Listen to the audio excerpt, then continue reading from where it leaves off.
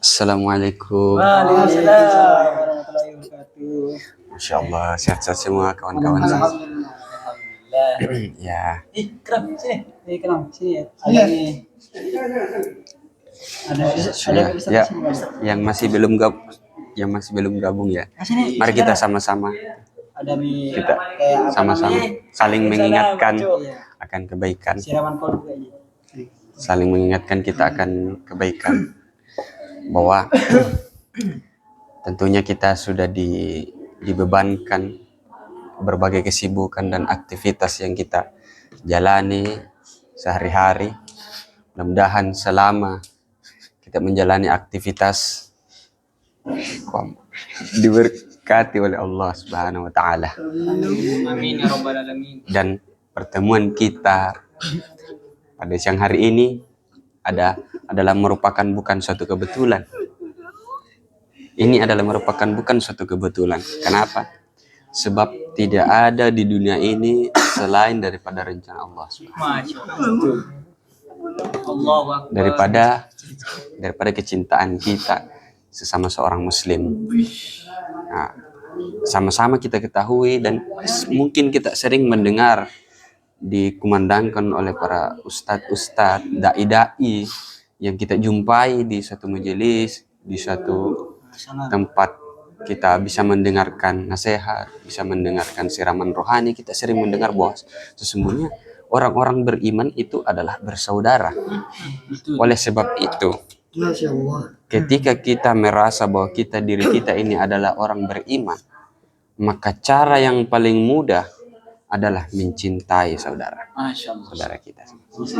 Dan saudara itu tidak hanya berkaitan apakah itu secara nasab, dengan secara keturunan saudara kita di rumah, tetapi siapapun yang merasa beriman, siapapun yang merasa Islam, kita semua adalah bersaudara. Sebab kata Nabi, la yu'minu ahadukum hatta yuhibba li akhihi kama yuhibba li nafsi. Kata Nabi, tidak akan beriman seseorang itu kecuali dia mencintai saudaranya sebagaimana dia mencintai dirinya sendiri. Masya Allah. Ini adalah merupakan teguran dari Rasulullah Shallallahu Alaihi Wasallam bahwasanya kita jangan meremehkan kata mencintai saudara itu. Seringkali kita sering bertengkar hanya masalah sepele, baik itu dalam urusan permainan, urusan transaksi, perdagangan dan sebagainya. Itu semua mampu menimbulkan kerenggangan di antara saudara. Padahal anjuran daripada silaturahim itu sangat dianjurkan. Itulah sebabnya Nabi memberikan nasihat tentang bersaudara.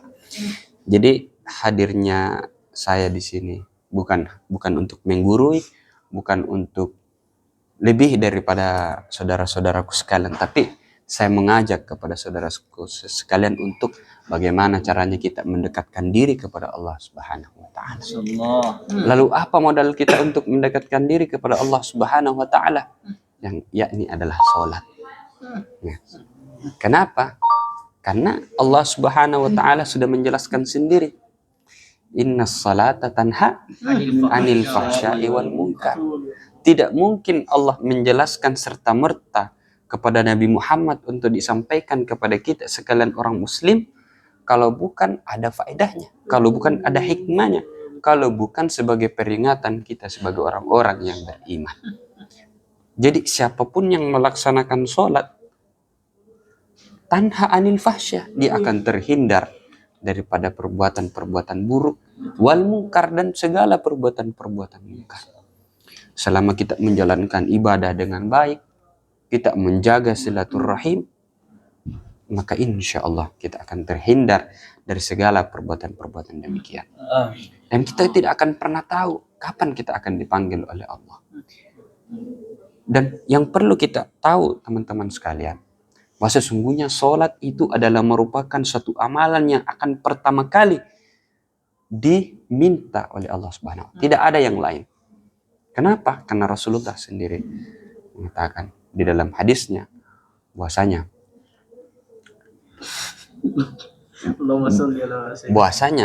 amalan yang paling pertama dihisab di hari kiamat itu adalah sholat. Maka ini kita harus pikirkan baik-baik, saudara sekalian.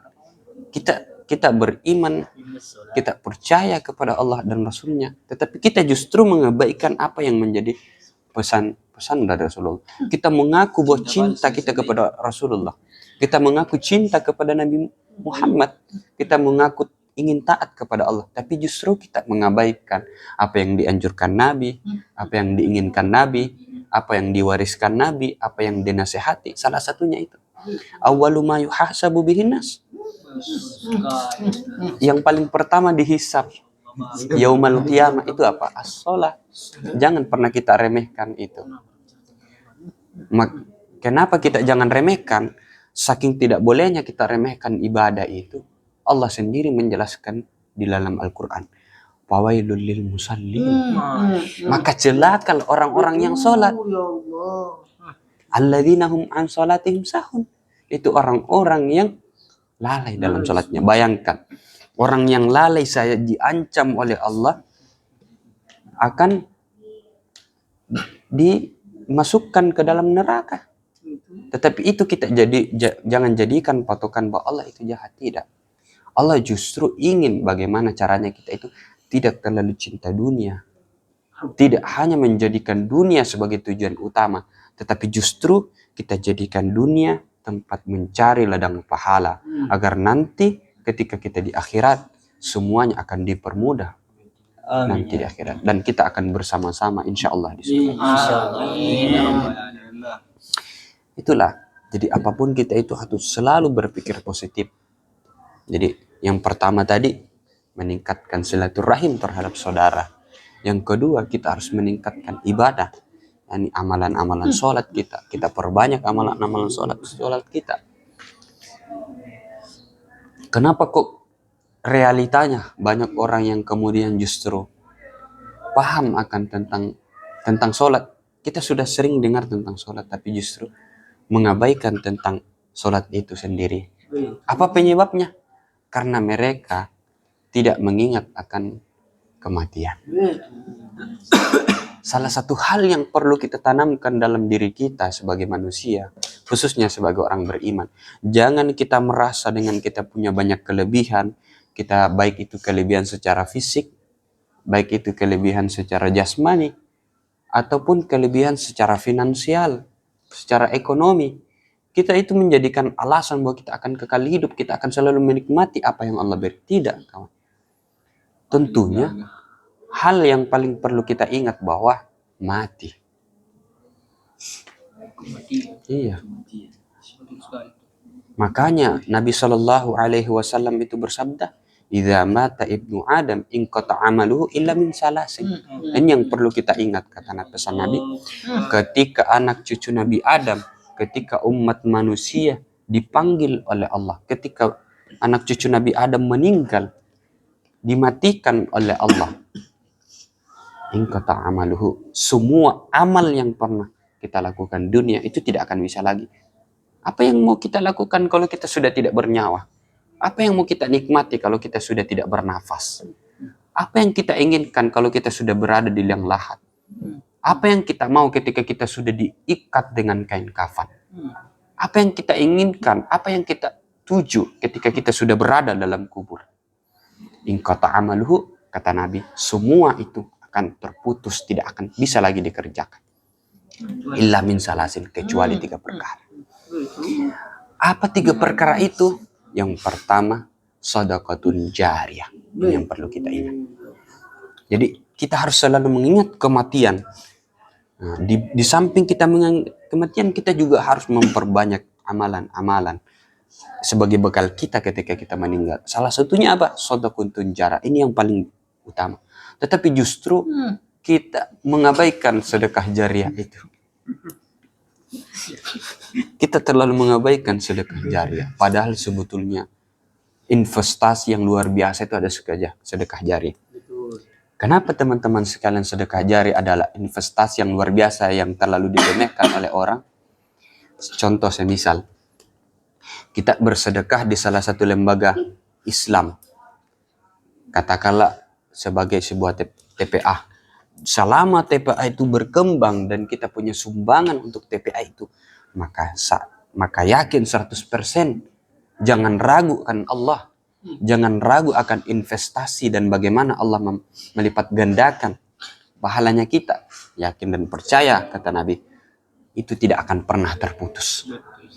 Meskipun kita meninggal, kita akan ada transferan pahala selama kita meninggal. Selama sedekah jariah itu masih kita dipergunakan di dunia. Itulah yang perlu kita ingat. Maka dari itu, sekali lagi, saya anjurkan kepada teman-teman semua, yang pertama, harus kita memperbanyak mendekatkan kepada saudara-saudara kita, atau bisa kita katakan menjalin silaturahim. Yang kedua, kita menjalankan amal ibadah sebanyak-banyaknya. Yang ketiga adalah mengingat kematian. Sebab ketiga hal ini adalah merupakan pokok dari segala pokok. Kalau tiga saja ini yang sederhana ingin kita lupakan, bagaimana dengan perintah Allah yang lain? Ya. Maka dari itu, saya sampaikan kepada saudaraku sekalian, sebagai penutup, mari ayo sama-sama kita menjalankan ibadah. Nah, nanti sebelum asar kita sama-sama berjamaah. Mudah-mudahan kita semua dikumpulkan bersama-sama orang-orang soleh, bersama orang-orang alim, bersama orang-orang cerdas, bersama-sama orang-orang yang Allah karuniai keberkahan dan kemuliaan. Ya. Saya akhiri. Assalamualaikum warahmatullahi wabarakatuh. Waalaikumsalam.